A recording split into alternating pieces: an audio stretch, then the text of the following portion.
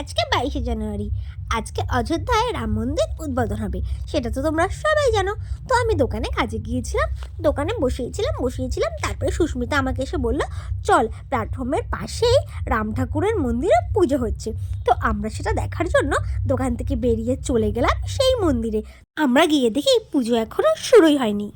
লোকেরা আসছে, প্রণামী দিচ্ছে, নমস্কার করছে, আবার চলেও যাচ্ছে। রাম মন্দিরে আসবো, পথে অগণিত মন্দির রয়েছে, সেই মন্দিরগুলো আমরা প্রদীপ প্রজ্বলিত করতে করতে আসবো।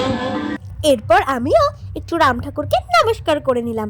তোমরা এটা ভেবো না আমি রাম ঠাকুরের মন্দিরে গেছি বলে আমি বিজেপি করি, ভগবানের কোনো রং বর্ণ হয় না।